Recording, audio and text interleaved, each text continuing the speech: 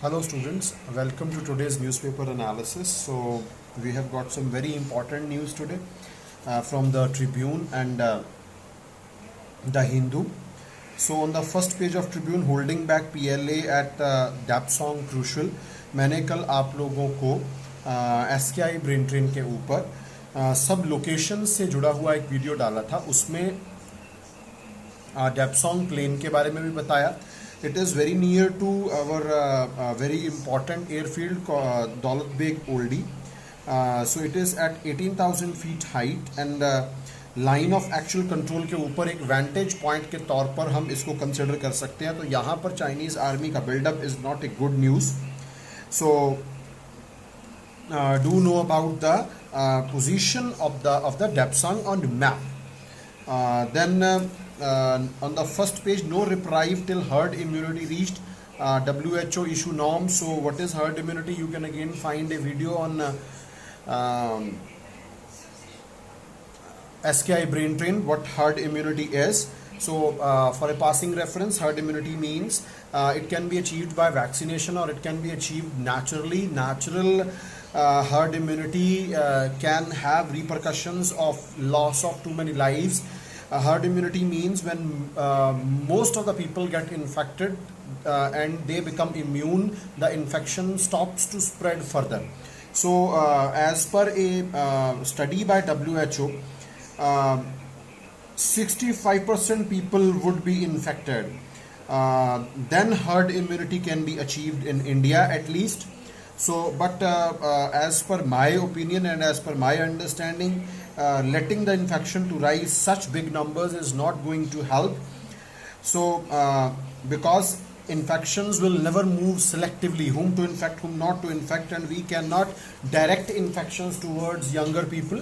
So herd immunity is always a controversial concept, though it has been happening in nature and in scientific fields for a lot of for a long length of time. But as per my understanding of biology, being a science student, I don't agree with the concept of herd immunity at all. So then again page number 2 के ऊपर एक news है again जो ordinance हमारे यहाँ पर issue हुआ था APMCs और कॉन्ट्रैक्ट फार्मिंग को लेकर, उसके बारे में अगेन पंजाब के अंदर से वॉइसेस ऑफ डिसेंट उठ रही हैं. और यहाँ टाइटल है with procurement MSP has no meaning.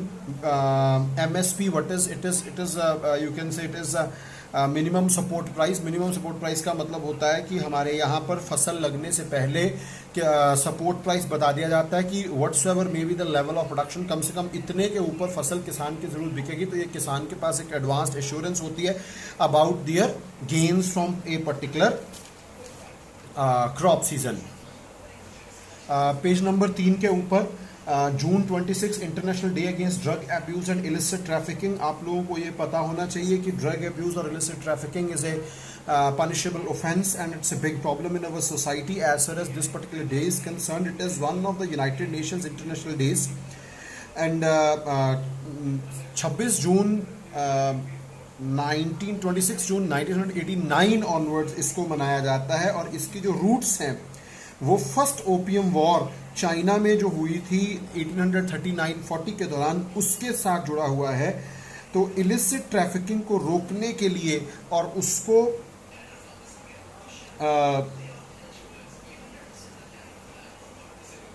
De addiction जैसी चीज़ों को प्रिवेंट करने के लिए, एनफोर्समेंट करने के लिए कि हम इसको रोक सकें, उसके लिए ये डे जो है वो वर्ल्ड ओवर मनाया जाता है. तो international day against drug abuse and illicit trafficking. Then on page number 6 there is a very important title, elections in the times of COVID. तो इसके this article has been written by Mr. S.Y. Qureshi. He was the former Chief Election Commissioner of India. तो कुछ बहुत अच्छी technical आपके पास इसके अंदर important paragraph है, उसके बारे में आपको मैं बता देता हूँ. Election Commission of India has postponed the assembly by-elections in Assam, Kerala, UP, Nagaland, MP, Jharkhand, which is the uppermost in people's mind in the fate of Bihar polls due to take place on November 27. तो elections को क्या delay किया जा सकता है? Second paragraph के अंदर with the 6 month time limit for holding bye elections, जब भी कोई सीट किसी वजह से वेकेंट हो जाती है, वहां पर रिप्रेजेंटेटिव को चुनने के लिए जो इलेक्शंस दोबारा करवाए जाते हैं उनको बाय इलेक्शंस कहा जाता है, और 6 महीने के अंदर अंदर बाय इलेक्शंस किसी भी सीट के ऊपर हो जाने चाहिए। इन 6 स्टेट्स के अंदर जून जुलाई तक ये हो जाने चाहिए थे, लेकिन इलेक्शन कमीशन ऑफ इंडिया ने इनको डिले किया। अब ये इलेक्शन कमीशन ऑफ इंडिया के पास ये पावर आती कहां से है? That is the thing to be understood from this part. The ECI availed the provisions of Section 151A of the Representation of People Act 1951, which allowed it to postpone elections. It had also put on hold several legislative council elections of graduates and teachers constituency under Article 171 Clause 3 Subclause B and C of the Constitution, for it would involve the movement of electors, electoral staff and campaigning etc. So election commission के पास इन elections को postpone करने की power का article, और teachers और graduates, ये लोग जब भी लेजिस्लेटिव काउंसिल का आप चुनाव देखेंगे तो उसमें आपको पता चलेगा टीचर्स और ग्रेजुएट्स में से जो है वो लेजिस्लेटिव काउंसिल्स या विधान परिषद के अंदर लोगों को चुना जाता है। Article 171 clause 3 sub clause B and सी के तहत ये काम होता है, तो उसको भी होल्ड किया गया है। जिससे यहीं पर इंफॉर्मेशन दी गई है, this is not the first time that ECI has postponed elections due to the virus. In the beginning of the lockdown, Rajya Sabha elections of 7 seats and the Maharashtra Legislative Council polls were also delayed. So you must know कि ये power आती कहाँ से है। तो इसी article के अंदर एक बहुत इंपॉर्टेंट चीज है, वेरी वेरी इंपॉर्टेंट थिंग। इसी पैराग्राफ के अंदर लिखा है, while the by elections for a couple of assembly seats and MLC elections can be postponed beyond 6 months as they don't risk dissolution of the concerned legislature. Reason being जो MLCs जो legislative councils होती हैं वो dissolve नहीं होती हैं, these are permanent houses. The same cannot be said for the entire state assembly and Lok Sabha elections. कारण लोक सभा भी dissolvable है और लेजिस्लेटिव असेंबली या विधान सभा भी डिसॉल्वेबल होती है। In natural course of the time section 1415 of the RPA representation of people act 1951 mandate the commission to hold elections within 6 months prior to the expiration of 5-year term of the Lok Sabha legislative assembly. मतलब लोकसभा विधानसभा के भंग होने से 6 महीने पहले तक चुनाव जो है वो हो जाने चाहिए, होता भी है। Whereas it has a period of 6 months after the early dissolution of Lok Sabha Legislative Assembly.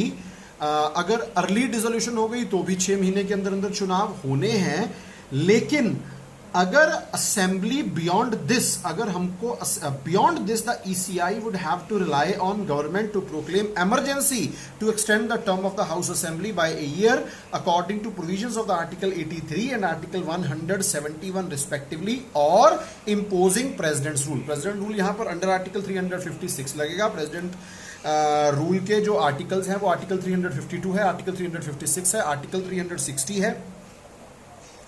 तो प्रेसिडेंट रूल यहां पर या तो लगाना पड़ेगा, स्टेट को प्रेसिडेंट रूल में डालकर हम टर्म को जो है वो एक्सटेंड कर सकते हैं, नहीं तो हमारे पास आर्टिकल 83 और आर्टिकल 171 के तहत हमारे पास ऐसी प्रोविजंस हैं जिसमें हम जो है वो बढ़ा सकते हैं लोकसभा के कार्यकाल को। अगर हम आर्टिकल 83 देखेंगे तो duration of 2 houses of parliament के बारे में आर्टिकल 83 जो है वो बताता है।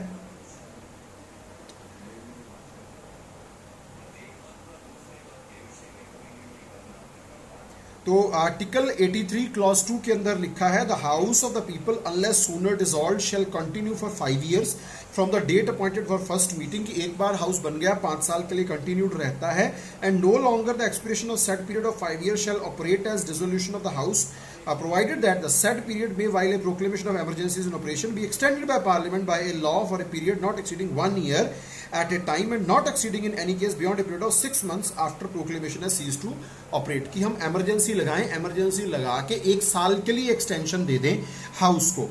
तो ये आर्टिकल 183 के तहत बताया गया है, और आर्टिकल 171 जिसका रेफरेंस है, that is the composition of legislative councils. तो आर्टिकल 171 जो है वो लेजिस्लेटिव काउंसिल के साथ डील करता है। तो this is a very very very technical and important information जो आपको पता होनी चाहिए, क्योंकि कोविड-19 के अंदर इलेक्शंस के साथ इस तरह की दिक्कतें जो हैं वो आ सकती हैं। और इसी तरह सुप्रीम कोर्ट ने SR Bommai versus union of India 1994 के केस में कहा था, imposition of president rule should be the last resort, adding that only when there is complete breakdown of constitutional machinery should it be considered। तो president rule लगाना भी last resort है, मतलब जो बाकी हमारे पास मेजर्स अवेलेबल हैं पहले उनको अवेल किया जाए, फिर प्रेसिडेंट रूल की तरफ चला जाए। इस हिस्से के बारे में आपको कोई फर्दर एक्सप्लेनेशन चाहिए हो तो आप जो है वो ग्रुप के अंदर एक कमेंट छोड़ देंगे तो I will try to answer. तो पेज नंबर 7 के ऊपर export thrust needed to give economy a boost. Definitely कोविड-19 से हम बाहर आएंगे तो एक्सपोर्ट को थ्रस्ट तो देना पड़ेगा। और जहां तक ग्लोबल ट्रेड की बात है 13 to 30% फॉल आने की उम्मीद है WTO के अनुसार। और इंडिया के जो एक्सपोर्ट्स हैं उनमें 47% डिक्लाइन ऑलरेडी नज़र जो है वो आ रहा है। और इंपोर्ट्स भी क्रैश कर रहे हैं। द कंट्री में and the first quarter with a rare current account surplus first within 12 years. ऐसा हो सकता है, एक पॉसिबिलिटी है, क्योंकि इंपोर्ट्स के क्रैश होने की वजह से जो करंट अकाउंट सरप्लस है वो नजर आ सकता है। हमारे एक्सपोर्ट्स की वैल्यू बढ़ गई, इंपोर्ट्स की वैल्यू घट गई, ऐसा हो सकता है। और एशियन डेवलपमेंट बैंक्स कहते और इंटरनेशनल रेटिंग एजेंसीज कहती हैं कि कॉन्ट्रैक्शन हो सकती है 2020-21 में भी, ये आर्टिकल बता रहा है। और इसी आर्टिकल के दूसरे कॉलम में बताया गया है कि China has 12 to 13% share of world trade. Note करने वाली बात है, only slightly less than the EU and US। India share world trade में 2.5% है, सिंगापुर के बराबर। तो यहां पर थर्ड कॉलम के अंदर MSME सेक्टर के बारे में बताया गया है कि MSME सेक्टर को भी बूस्ट करना पड़ेगा अगर हमने अपने एक्सपोर्ट सेक्टर को वापस ऑन ट्रैक लेकर आना है। तो इस तरह की इंफॉर्मेशन इन आर्टिकल्स में से हम इकट्ठी कर सकते। देन पेज नंबर 11 के ऊपर Russia opens poll for vote on extending Putin's rule. Vladimir Putin जो वहां के इस समय राष्ट्रपति हैं, उनका जो करंट टेन्योर है वो 2024 में एक्सपायर हो जाएगा। लेकिन कॉन्स्टिट्यूशनल चेंजेस जो कि एक्चुअली में ऑलरेडी वहां पर हो चुके हैं, दोनों हाउसेज ने इनको अप्रूव कर दिया है। कॉन्स्टिट्यूशनल कोर्ट होता है वहां पर, उन्होंने भी इसको अप्रूव कर दिया है। मिस्टर पुतिन ने इसके ऊपर साइन करके उसको लॉ का रूप भी दे दिया है। लेकिन मिस्टर पुतिन वांटेड कि इसको जनता के सामने रखा जाए और जनता की ओपिनियन ली जाए, ताकि मिस्टर व्लादिमीर पुतिन को 2036 तक पावर में रहने की परमिशन जो है वो मिल जाए। It's very extra ordinary. तो ये रशिया के अंदर इस समय हो रहे हैं जनता की राय जानने के लिए elections. Then SEBI is pricing framework for preferential issue of the shares. Security and exchange board of India हमारे यहाँ शेयर मार्केट का रेगुलेटर होता है, और इन्होंने temporary relax pricing framework for preferential allotment of shares as part of efforts to liberalize norms for raising funds amid the coronavirus pandemic। तो सबसे पहले इसमें जानने वाली चीज़ यही है कि ये प्रेफरेंशियल शेयर्स होते क्या हैं, प्रेफरेंशियल इश्यूज होते क्या हैं। देखिए शब्द को समझिए, किसी को प्रेफरेंस देनी है हमने, तो ये preferential issue is an issue of shares to a select group of investors. A company raises funds from the public in order to meet different financial requirements। तो जो इन्वेस्टर्स हैं उनको प्रेफरेंशियली ये इशू किए जा सकते हैं, ये पब्लिक इशू नहीं होता है। तो इसका एडवांटेज ये है कि इस तरह की एक्सचेंजेंसी में बहुत जल्दी जो पैसा है वो कंपनीज पैदा कर पाएंगी। तो ट्रिब्यून के पेज नंबर 12 के ऊपर इसरो चीफ मिस्टर के सिवान ने कहा है कि private sector can now build rockets, provide launch services. तो इट्स ए गुड इनिशिएटिव। अगर आत्मनिर्भर भारत के प्लेटफॉर्म को हमने और अच्छा बनाना है, मेड इन इंडिया के कॉन्सेप्ट को हमने और बिगर स्केल पर लाना है, तो हमें प्राइवेट सेक्टर को भी स्पेस रिसर्च के साथ जोड़ना चाहिए। दिस इज व्हाट मिस्टर के Siwan thinks about this opening up of the space sector for the private sector. इससे जॉब क्रिएशन भी होगी, इनोवेशन भी बढ़ेगी। उसके बाद नेक्स्ट यहाँ पर जो न्यूज़ है, SSB invites views on recruiting transgenders. सशस्त्र सीमा बल ने ट्रांसजेंडर्स को जो है वो रिक्रूट करने के लिए जो है वो सलाह मांगी है। और ये बहुत अच्छी बात है कि हम इक्वालिटी की तरफ बढ़ रहे हैं, सोशल इक्वालिटी की तरफ बढ़ रहे हैं। Inclusion of transgender as third gender in the rules for CAPF assistant commandant examination 2020 for recruitment of officers. तो इसके लिए इन्होंने department of personnel and training asking all ministries and department of central government to include transgenders for recruitment of directly appointed gazetted officers. It's a very good move और it should be happening। और transgenders की abilities को ध्यान में रखते हुए उनको services के अंदर जरूर रिक्रूट किया जाना चाहिए और they must not be treated in a different way. They are human beings whose body structure have been decided by their genes, like a normal male, like a normal female. They are genetically determined, so they have got extraordinary capabilities like normal human beings, so they must be given their respectable and respectful place in the society.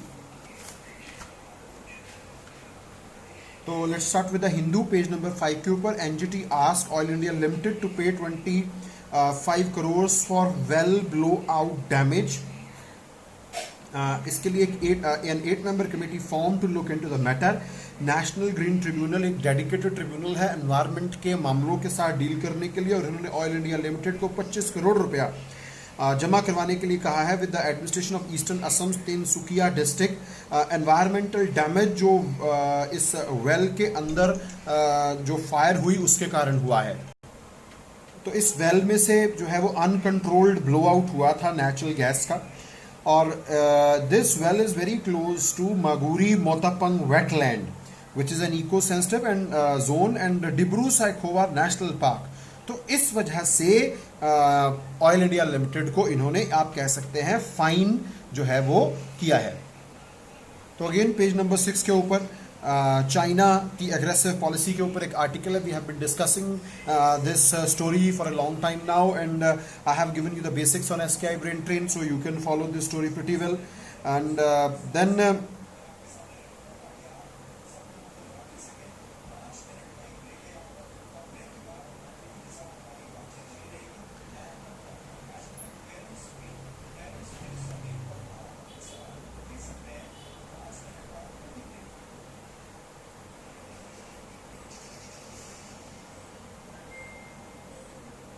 Then page number 9 के ऊपर title है Congress question centre on new provocation by China. तो इसके ऊपर कांग्रेस ने कहा है कि हम वर्चुअल पार्लियामेंट्री सेशन, तो यहाँ से आपको पता होना चाहिए कि वर्चुअल पार्लियामेंट सेशन भी होल्ड किया जा सकता है कोविड-19 के कारण, तो it is a possibility.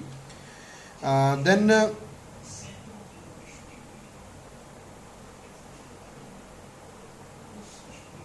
Vande Bharat mission phase 4 from July 3 again on page number 4।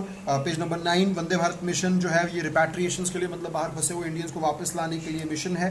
तो इसका फेज 4 जो है वो शुरू हो जाएगा, और इस बार गल्फ कंट्रीज, मलेशिया, सिंगापुर, इन कंट्रीज के ऊपर जो है वो ज़्यादा स्ट्रेस रहेगा हमारे फंसे हुए लोगों को वापस लाने के लिए।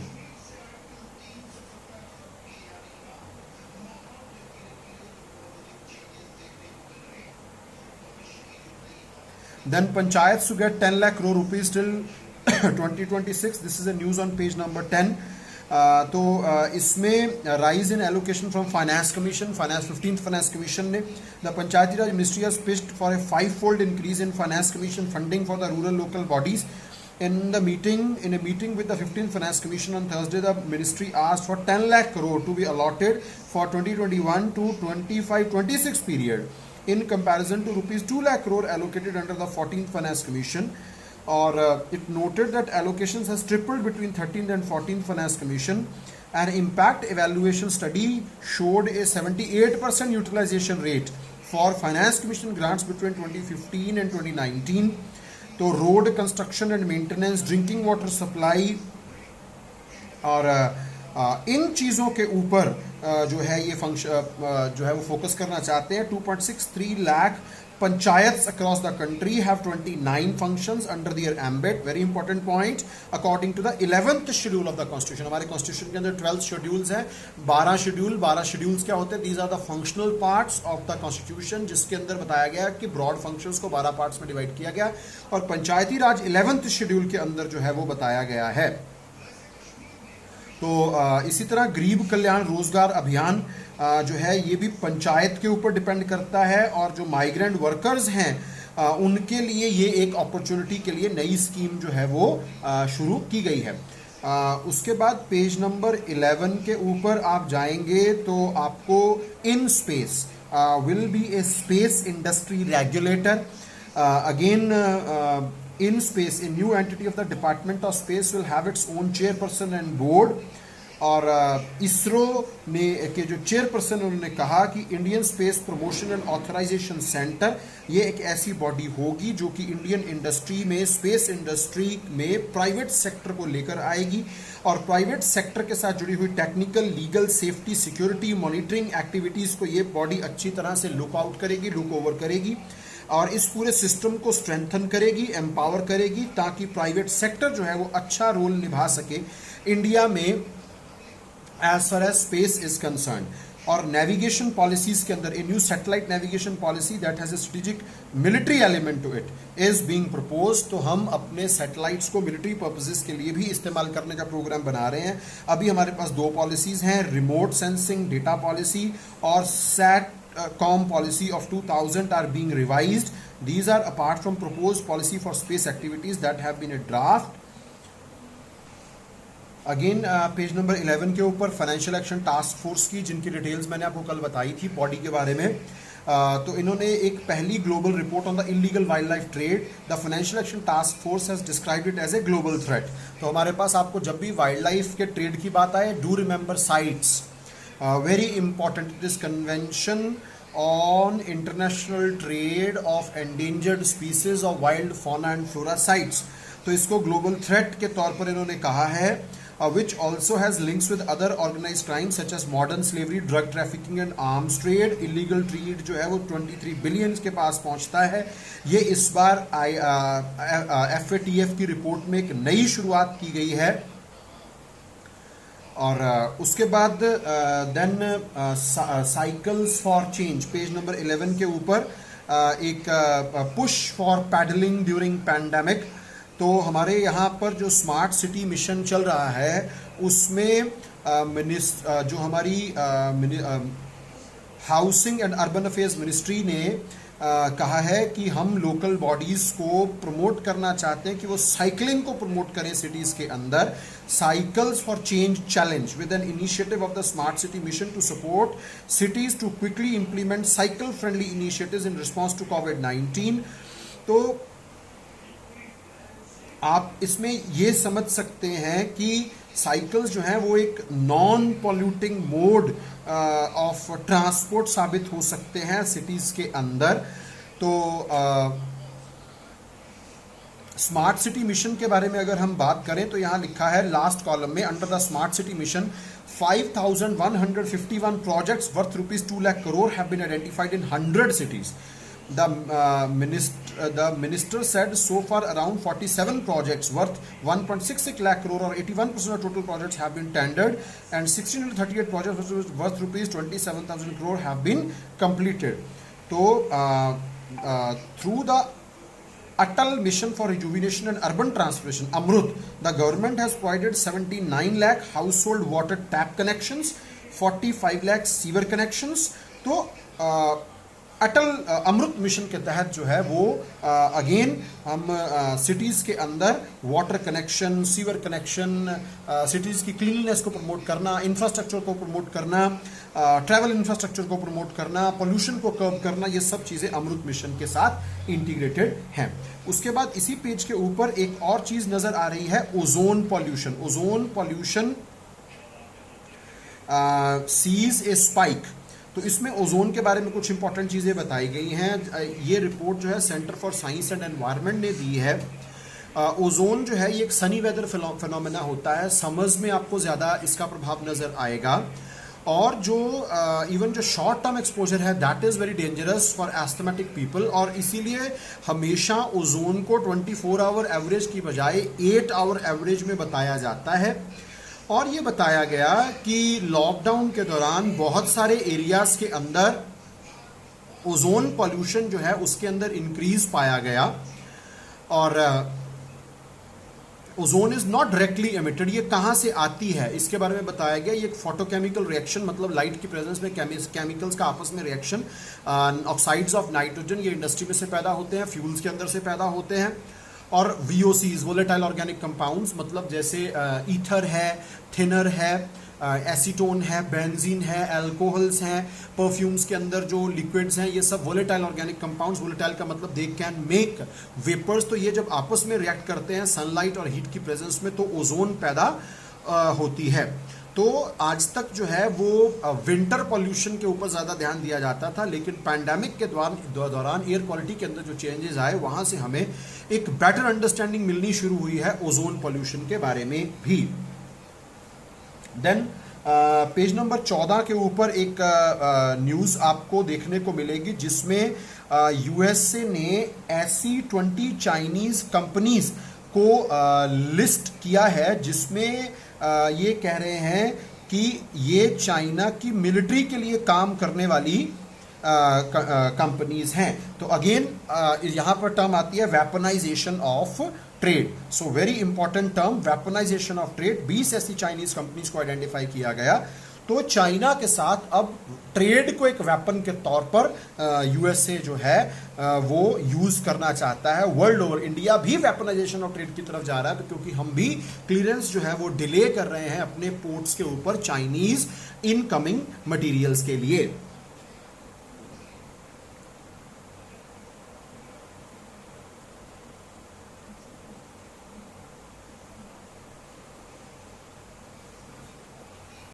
तो पेज नंबर 14 के ऊपर एक हिस्टोरिकल न्यूज़ है। North south Korea mark 70 years of the war. North और साउथ कोरिया जो हैं इनके बीच में एक वॉर हुई थी जिसमें बहुत सारे लोग मारे गए। और कम्युनिस्ट नॉर्थ कोरिया जिसके पीछे कम्युनिस्ट कंट्रीज का हाथ था जैसे चाइना और सोवियत यूनियन उस समय की, और साउथ कोरिया जिसके पीछे यूएसए का हाथ था। तो इनके बीच में जो है ये 1950 में एक बहुत फियर्स वॉर हुई थी कोरियर पेनिनसुला के अंदर, और इसमें बहुत बड़े लेवल पर जो है वो उस समय नुकसान हुआ था।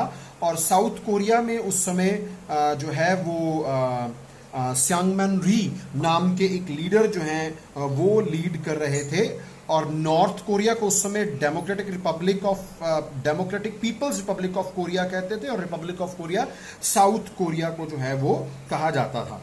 तो इसमें जो है वो it was a war between you can से कम्युनिस्ट एंड कैपिटलिस्ट्स। तो उसकी जो है वो एनिवर्सरी जो है 25 जून को जो है वो आती है। तो उसके बारे में ये जो है वो खबर है। आपको थोड़ा सा हिस्टोरिकल फैक्ट इस बारे में पता होना चाहिए। कुछ लीडर्स के नेम्स जैसे मैंने आपको बता दिए।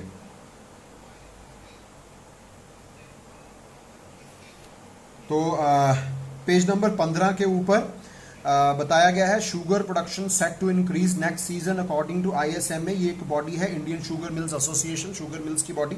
उन्होंने ये कहा है कि 2021 के सीजन में sugar production in the country during 2021 sugar season is expected to be 305 lakh tons. तो after accounting for the reduction of output due to diversion of cane juice and molasses to ethanol. Molasses इसमें से एक material निकलता है जो ethanol की तरफ जाता है, ब्राउन कलर का एक स्टिकी सा मटेरियल होता है। According to Indian sugar mill association, तो हमारे यहाँ बढ़ेगा प्रोडक्शन जो है वो शुगर का अकॉर्डिंग टू आईएसएमए। तो पेज नंबर 16 के ऊपर IITM and German institute collaborating to develop green solutions, low cost technology to produce high purity hydrogen. Hydrogen economy जो है गवर्नमेंट इसको जो है वो प्रमोट करना चाहती है, परसू करना चाहती है। तो हमारा जो Indian institute of technology Madras है और जर्मनी का जो है वो इंस्टीट्यूट, उनके साथ ये कोलैबोरेट करना चाहते हैं। तो इस इनिशिएटिव के अंदर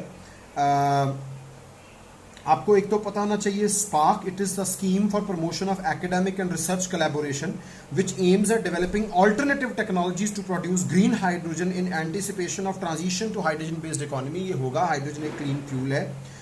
और इसके अंदर जो है वो यूनिवर्सिटी ऑफ कोलोन जर्मनी के साथ ये सारा का सारा प्रोसेस चल रहा है।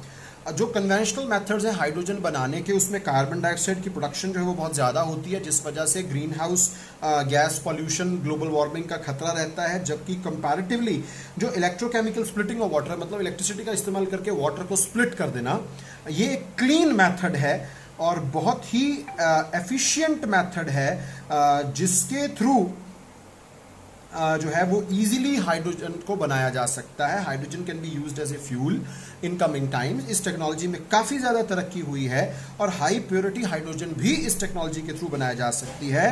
तो इसके लिए ये जो है वो कोलैबोरेशन की गई है ताकि कॉस्ट को घटाया जा सके और वाटर को स्प्लिट करके हाई प्योरिटी हाइड्रोजन को बनाया जा सके। So this was from today's newspaper. So if you have any question, you can drop in the comment box below.